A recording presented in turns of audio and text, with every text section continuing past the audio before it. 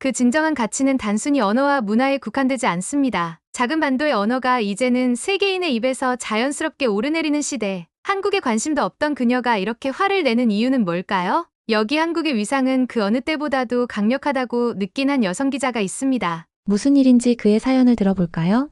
지금 사연을 시작합니다. 시청하시기 전에 여러분의 구독과 좋아요, 그리고 알림 설정이 큰 도움이 됩니다.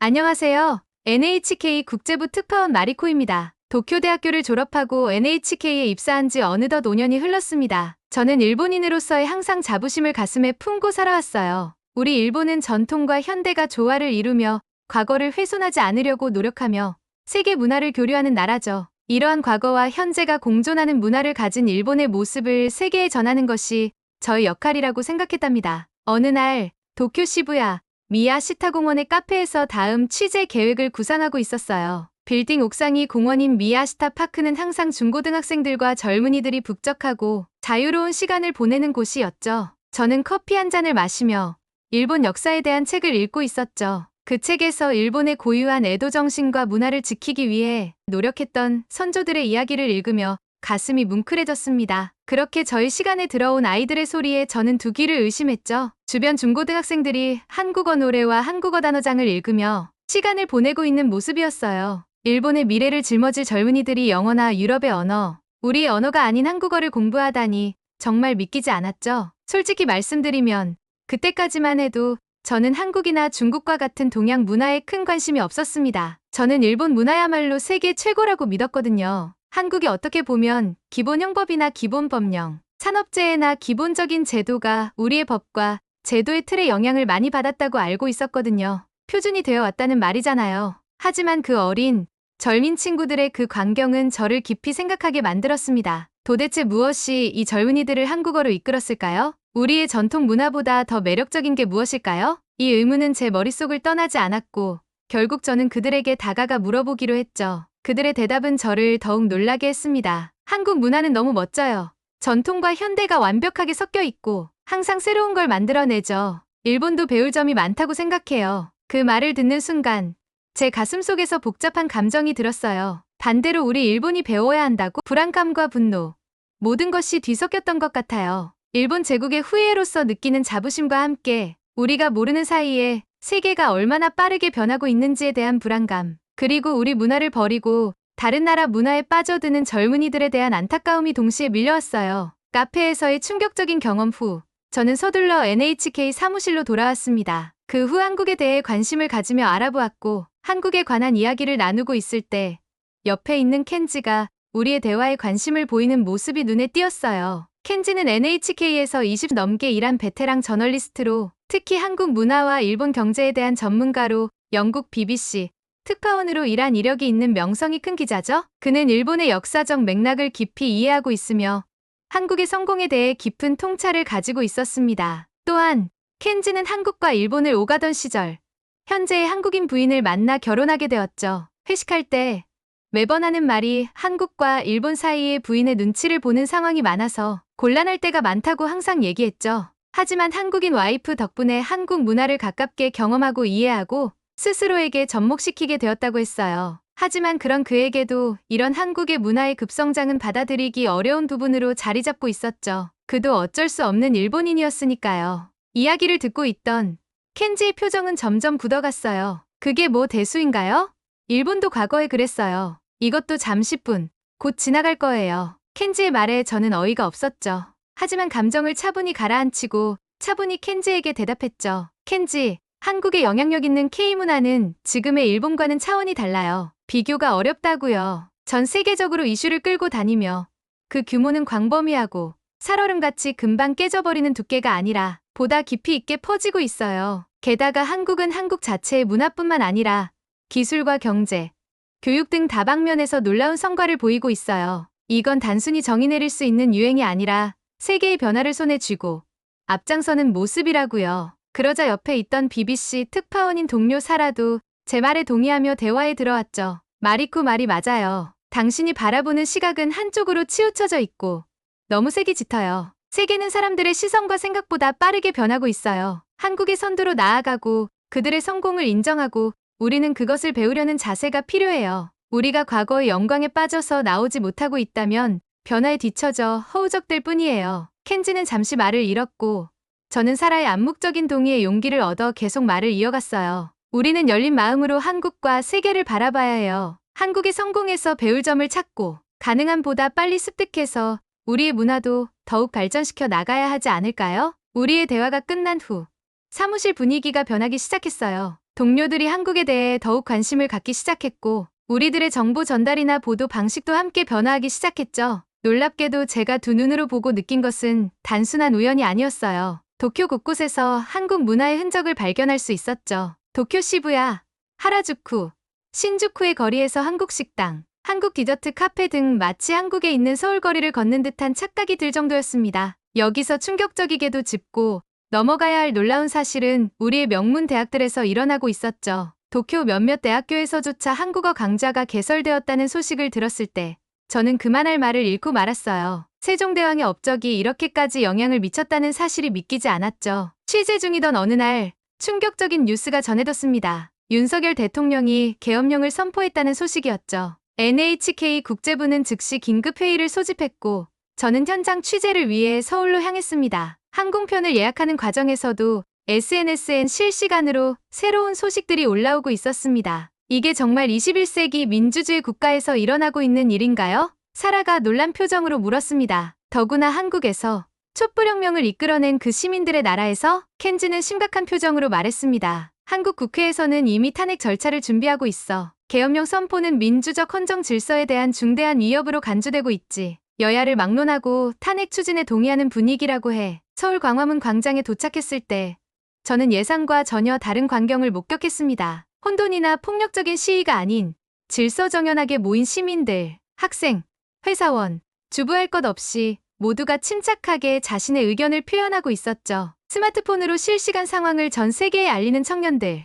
SNS에 헌법 조항을 공유하며 시민들의 권리를 설명하는 변호사들. 이것이 바로 디지털 시대의 민주주의구나 싶었습니다. 마리코 씨, 이건 정말 놀라운 일이에요. 현장에서 만난 사라가 말했습니다. 시민들이 이렇게 평화롭고 조직적으로 대응하는 것은 처음 봐요. 그들은 마치 이런 상황에 이미 익숙한 것처럼 보여요. 켄지는 이렇게 분석했습니다. 한국의 민주주의는 늘 위기 속에서 더 강해져 왔어. 1980년 광주, 1987년 민주화, 그리고 2016년 촛불혁명까지. 이번 계엄령 사태도 결국 민주주의를 더 굳건하게 만드는 계기가 될 거야. 벌써 군부 내부에서도 이견이 나오고 있다고 해. 현장에서 만난 한 대학생은 이렇게 말했습니다. 우리는 이미 여러 번 민주주의를 지켜냈습니다. 우리 부모님 세대가 그랬고 이제는 우리 차례입니다. 계엄령이라니 시대착 오적이지 않나요? 우리는 SNS로 전 세계와 실시간 소통하는 세대인데 말이죠. 특히 인상적이었던 것은 젊은 세대들의 대응이었습니다. 그들은 SNS를 통해 실시간으로 현장 상황을 전 세계에 알리고 있었죠. 트위터, 인스타그램,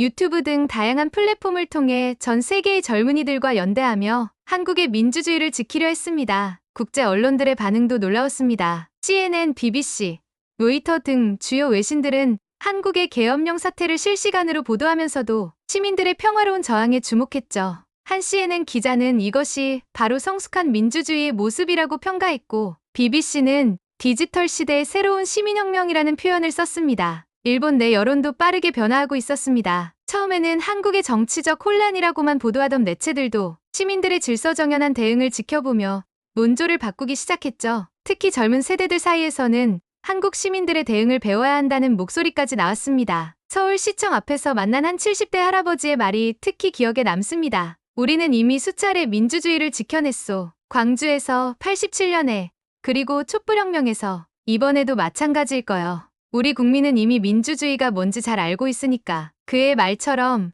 한국의 민주주의는 위기 속에서 더욱 단단해져 왔다는 것을 느낄 수 있었습니다. 그리고 이러한 모습은 전 세계 많은 나라들에게 하나의 모범이 되고 있었죠. 며칠 뒤 국회에서는 탄핵소추안 발의가 준비되고 있다는 소식이 전해졌습니다. 헌법학자들은 계엄령 선포가 명백한 헌법 위반이라며 한 목소리를 내고 있었고 시민사회단체들은 조직적으로 대응하며 평화적인 저항을 이어가고 있었습니다. 이 모든 상황을 지켜보며 저는 한국 민주주의의 성숙성을 실감했습니다. 위기 상황에서도 법과 절차를 준수하며 평화적이고 민주적인 방식으로 문제를 해결하려는 시민의식이 깊이 뿌리내리고 있었던 것입니다. 이 사건을 계기로 일본 내에서도 한국에 대한 관심이 더욱 커졌습니다. 단순히 문화적인 측면뿐만 아니라 한국의 민주주의와 시민의식에 대해서도 배우려는 움직임이 일어났죠. 그리고 이런 관심은 교육계에도 영향을 미쳤습니다. 더욱 놀라운 소식이 들려왔어요. 일본의 몇몇 사립학교에서 제2외국어로 한국어를 채택했다는 거예요. 하지만 더 충격적인 소식이 기다리고 있었어요. 상위를 다투던 프랑스어와 스페인어, 독일어를 제치고 한국어를 선택한다는 것은 정말 놀라운 변화와 선택이었죠. 혁명 그 자체였어요. 일본에 이끌어갈 미래의 엘리트들이 현재 한국어를 배우고 있다는 사실에 저는 묘한 불안감이 몰려왔습니다. 그리고 이 변화바람은 일본 교육계에 국한된 것이 아니었어요. 일본의 기업들도 빠르게 변화의 가속화를 시작하고 있었죠. 하다못해 몇몇 회사들이 한국식 회식 문화를 도입하고 있다는 얘기들이 여기저기 입소문처럼 들리기 시작했을 때 저는 혼자 이유 없이 웃음이 나왔습니다. 전통적인 일본인들이 사케가 아닌 한국 소주를 마시며 노래방에서 흥겹게 한국 노래를 부르는 모습을 상상하니 말이죠. 더 놀라운 건 개인주의가 강한 일본의 문화와 사회생활에서 동료들과 함께하려는 시간이 늘어가고 만남이 잦아지는 것들이었죠. 한국에만 있는 정이라는 문화가 일본의 문화에 조용히 색을 칠해가고 있는 거였죠. 이런 한국에만 있는 개념과 사상들이 우리에게 스며들고 있다니 정말 믿기 어렵고 신기하기만 했죠. 이 모든 변화의 과정을 저는 함께하면서 복잡한 감정에 휩싸였습니다. 한편으로는 세계가 빠르게 변화하고 있다는 사실에 흥분을 감출 수 없었고, 또 다른 한편으로는 우리 문화의 전통적인 가치가 세계관이 잠식당하고 있는 건 아닌가 하는 우려가 밀려왔죠. 그러면서도 저는 이러한 변화의 물결에 휩쓸려가지 않게 보다 객관적으로 바라보려 노력했습니다. 이것이 단순한 파도와 같은 유행의 행보인지 아니면 더 큰 쓰나미와 같은 피할 수 없는 변화의 조짐인지 깊이 있게 파악해야 했죠. 또한 제 동료이자 BBC 국제부 특파원인 여성 기자 사라의 이야기도 빼놓을 수 없습니다. 그녀는 영국 BBC의 기자로 한국의 위대함을 전 세계에 알리는 역할을 하고 있었죠. 그녀는 한 인터뷰에서 이렇게 말한 적이 있습니다. 한국은 단순히 문화적인 현상이 아닙니다. 한국은 끊임없이 발전하는 경제와 기발하고 창의적인 콘텐츠를 통해 세계의 이목을 끌고 끊임없는 관심과 사랑을 받고 있습니다. K-팝, K-드라마, 그리고 이제는 K-푸드까지. 이 모든 것이 한국을 세계적으로 알리는 도약의 계기가 되었죠. 사라의 말은 저에게 큰 감명을 주었습니다. 한국의 젊은이들이 만들어내는 새로운 문화는 단순한 유행이 아니라 한 나라의 정체성과 역사를 현대적으로 재해석하는 과정이라는 것을 깨닫게 해주었죠. 이런 깨달음은 저를 더 깊은 탐구로 이끌었습니다. 한국의 현재 모습이 어떻게 만들어졌는지 알고 싶었죠. 취재를 거듭할수록 놀라운 사실들이 계속해서 발견되었습니다. 한국은 지난 수십 년 동안, 그리고 그녀의 영향력 있는 보도는 일본 내에서도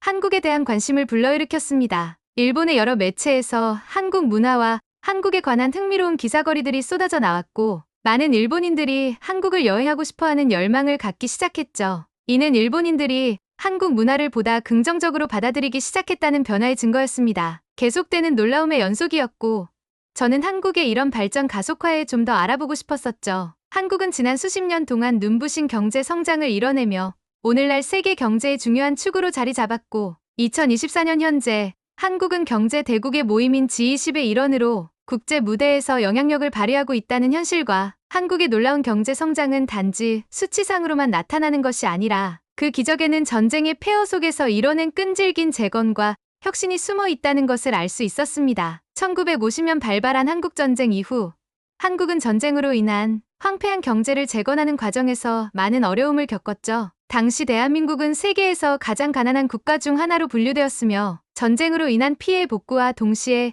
국가의 기반을 세워나가야 했어요. 그럼에도 불구하고 대한민국은 70여 년의 짧은 시간 동안 기적적으로 경제, 성장과 사회 발전을 이뤄냈다는 사실을 알아갈수록 제가 너무 한국에 대해 무지했다는 부끄러움이 밀려왔습니다. 이러한 발전은 비단 경제에만 국한된 것이 아니었습니다. 또한 일본과 다르게 19만 6,070년대부터 시작된 경제개발 5개년 계획은 한국을 농업 중심 국가에서 제조업과 첨단 기술을 기반으로 한 현대 산업, 국가로 변모시키는 토대를 마련했다는 점이 너무 충격적이게 놀라웠죠. 특히 삼성, 현대와 같은 세계적 기업들의 성장은 한국이 글로벌 시장에서 경쟁력을 갖추게 만든 원동력으로 작용했다는 것과 이런 대기업의 총수들의 이야기를 모티브로 제작한 과거의 현재의 한국의 드라마들을 이제는 일본에서도 집에서 쉽게 접할 수 있어 보다 이야기의 이해가 쉽게 되었죠. 메이드 인 코리아의 위엄을 느낄 수 있었어요. 또한 2020년대 들어 대한민국은 디지털 기술과 K컬처를 앞세워 세계적인 문화 강국으로도 발돋움하고 있으며 이런 사실을 알게 되면서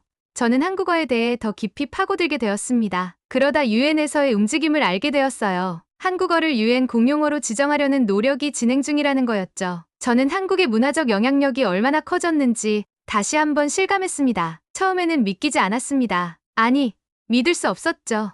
영어, 프랑스어, 스페인어와 같은 반열에 오르려 한다는 것이 놀라웠어요. 하지만 이내 제 마음은 복잡해졌습니다. 한편으로는 과연 한국어가 그 자격이 있을까 하는 의구심이 들었지만 다른 한편으로는 한국의 저력을 새삼 느끼게 되었습니다. 이러한 움직임이 단순히 언어의 확산을 넘어 한국의 문화와 정체성을 세계에 널리 알리는 기회가 될 것이라는 사실이 마음을 뜨겁게 했습니다. 그리고 그 과정에서 우리 일본 문화의 강점과 약점을 재평가해 볼 필요성을 느꼈습니다. 도쿄 거리에서 목격한 한국 문화의 영향력에 대해 더 깊이 알아보기로 했어요. 제가 알게 된 사실들은 저를 더욱 놀라게 했답니다. 세계적인 언어학자들의 한글에 대한 평가를 들었을 때 저는 그만 입을 다물지 못했습니다. 미국의 언어학자 클로드 햄턴, 영국의 제프리 샘스는 물론 일본의 유명한 언어학자 노마이데키까지 모두 세계적으로 저명한 언어학자로 한글의 탄생과 한글을 인류 역사상 가장 과학적이고 체계적인 문자라고 극찬했습니다. 아무것도 모르는 무지했던 저는 처음에는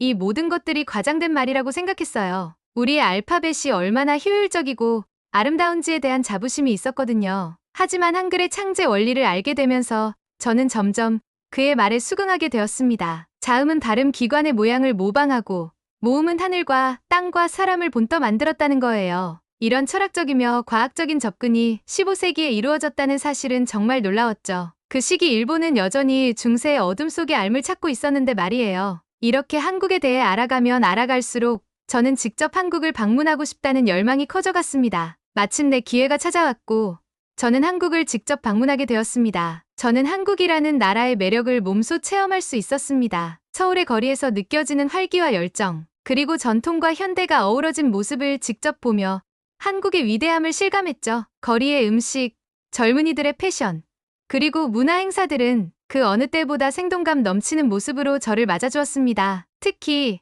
동대문 디자인 플라자에서 열린 K-패션 행사에서 만난 디자이너들은 한국의 전통을 현대적으로 재해석하며 글로벌 시장에서의 경쟁력을 높이고 있다는 사실에 감탄했어요. 또한 제가 다녀온 한국의 병원들은 놀라운 의료 시스템과 친절한 직원들로 가득 차 있었어요. 그곳에서 만난 한 의사는 한국의 의료 기술이 세계 최고라고 자부하며 자국의 발전을 위해 끊임없이 연구하고 있다는 이야기를 전했습니다. 한국의 기술력과 의료 서비스는 다른 나라에서 배우고 싶어 할 만큼 뛰어난 수준이라는 것을 직접 느낄 수 있었죠. 그리고 이런 변화가 문화, 경제, 의료뿐만 아니라 교육 시스템에서도 나타나고 있다는 사실이 인상 깊었습니다. 서울의 여러 학교들은 한국어 교육을 강화하며 외국인 학생들을 위해 한국어를 배우는 프로그램을 운영하고 있었어요. 이러한 노력은 한국어를 배우려는 일본 학생들에게도 영향을 미쳤고 그들의 교류를 통해 양국 간의 관계가 더욱 깊어지고 있다는 것을 확인할 수 있었습니다. 한국의 K-팝 열풍은 말할 것도 없이 대단했어요. BTS, 블랙핑크,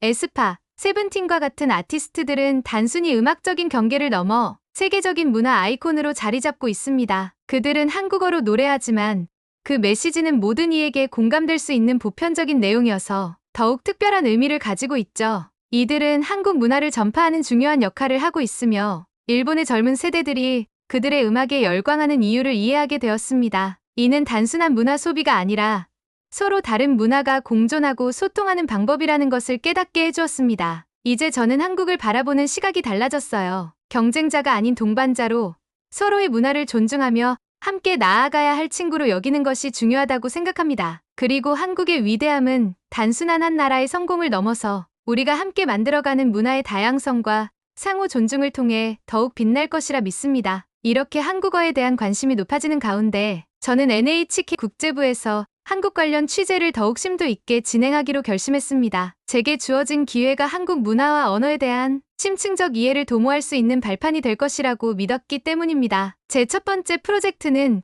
K컬처의 세계적 영향력이라는 주제로 한국의 대중문화가 세계에 미치는 영향과 그로 인해 나타나는 사회적 변화를 조사하는 것이었습니다. 제가 조사한 결과 한국의 대중문화가 젊은 세대에게 긍정적인 영향을 미치고 있다는 것을 알게 되었습니다. 그들은 한국의 음악, 드라마, 패션 등을 통해 다양한 가치관과 정체성을 형성하고 있으며 이는 일본뿐만 아니라 다른 국가들에서도 유사한 현상이 나타나고 있었습니다. 프로젝트를 진행하면서 느낀 것은 한국의 문화가 단순한 유행을 넘어 사람들 간의 소통과 연결을 만들어내는 매개체가 되고 있다는 점이었습니다. 특히 케팝과 K드라마는 다양한 인종과 문화적 배경을 가진 사람들이 하나의 목표를 향해 함께 나아가게 하는 역할을 하고 있었습니다. 이는 일본이 과거에 경험했던 것과는 다른 새로운 문화적 현상으로 저에게 많은 생각을 하게 만들었습니다. 그러던 중 NHK의 K컬처에 대한 방영 프로그램을 제작하기로 결정하였습니다. 프로그램 제작 과정에서 켄지는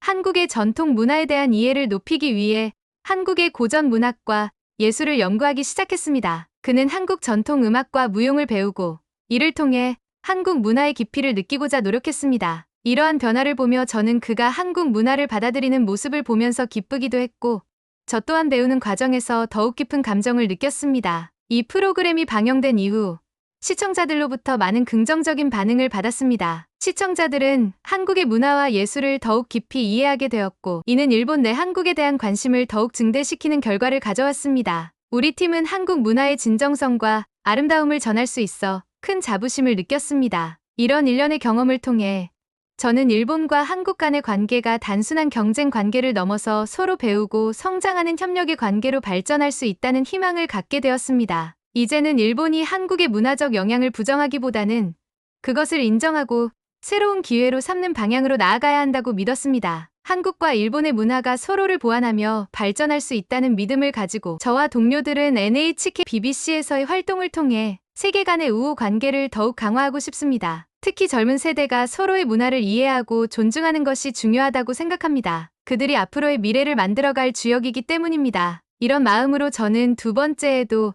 한국의 다양한 문화를 일본에 알리는 프로그램을 기획하기로 결심했습니다. 그 프로그램은 단순한 정보 전달을 넘어 두 나라의 문화적 교류를 촉진하고 서로의 정체성을 존중하는 메시지를 담고자 했습니다. 이를 위해 한국의 전통 음식, 예술, 음악, 그리고 K-팝의 영향력을 주제로 다룰 계획이었습니다. 새 프로그램의 첫 번째 에피소드는 한국의 전통 음식에 대한 것이었습니다. 한국의 다양한 음식 문화가 어떻게 형성되었고 그것이 일본인들에게 어떤 의미가 있는지를 탐구하고 싶었습니다. 한국의 김치, 불고기, 비빔밥 등의 전통 음식을 소개하고 그것이 한국 사람들에게 어떻게 중요한지에 대한 이야기를 담아내는 것이었죠. 촬영을 위해 서울의 전통시장을 방문했습니다. 그곳에서 만난 상인들과의 인터뷰를 통해 그들의 열정과 자부심을 느낄 수 있었습니다. 특히 한 할머니가 자신이 50년 이상 김치를 담가온 이야기를 들려주었을 때 저는 한국 음식이 단순한 요리를 넘어 가족의 역사와 사랑이 담긴 문화임을 깨달았습니다. 이러한 경험은 제가 한국의 문화를 더 깊이 이해하는 데 큰 도움이 되었습니다. 또한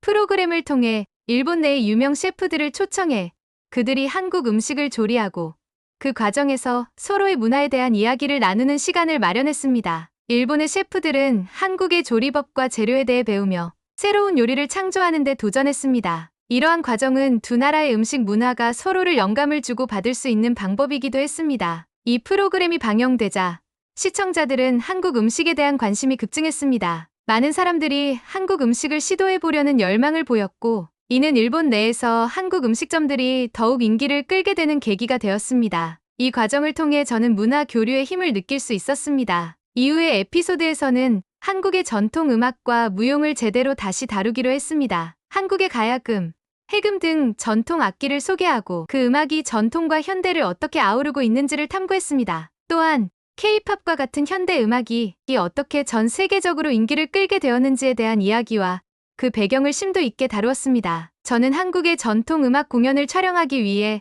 한 공연장에서 만난 젊은 예술가들과 대화를 나누었습니다. 그들은 전통 음악을 현대적으로 재해석하며 세계적인 무대에서 활동하고 싶다는 열망을 가지고 있었습니다. 그들의 열정은 저에게 큰 감명을 주었고 저는 그들이 자부심을 가지고 자신의 문화를 전파할 수 있도록 지원하고 싶었습니다. 이러한 경험을 통해 저는 한국 문화의 아름다움과 깊이를 다시 한번 깨닫게 되었습니다. 이제는 한국의 전통과 현대가 서로 공존하며 세계의 다양한 문화 속에서 한 자리를 차지하고 있다는 것을 느낄 수 있었습니다. 이제는 일본이 한국 문화를 배우고 서로의 강점을 인정하는 것이 필요하다고 믿습니다. 한국과 일본은 서로에게 배울 점이 많으며 이를 통해 더 나은 미래를 만들어갈 수 있을 것입니다. 제가 이러한 변화를 이끌어가는데 기여할 수 있다는 사실이 저에게는 큰 영광이자 책임으로 다가옵니다. 앞으로도 계속해서 한국의 문화를 일본에 알리는 작업을 지속하며 두 나라가 서로의 문화를 존중하고 함께 발전할 수 있는 다리가 되기를 바랍니다. 이러한 여정에서 많은 분들과 함께하기를 기대합니다. 저의 이야기는 이제 시작에 불과합니다. 앞으로 어떤 변화들이 일어날지, 그리고 그 속에서 제가 어떤 역할을 할 수 있을지 매우 설레는 마음으로 기다리고 있습니다. 감동보감의 오늘의 사연은 어떠셨나요? 여러분의 이야기를 들려주고 싶은 분들은 언제든지 사연 제보 부탁드립니다. 여러분의 사연 하나하나가 감동보감 사연을 제작하는 큰 힘이 됩니다. 감동보감은 감동적인 사연을 언제나 환영합니다. 오늘의 이야기가 마음에 드셨다면 구독과 좋아요, 알림 설정 감사합니다.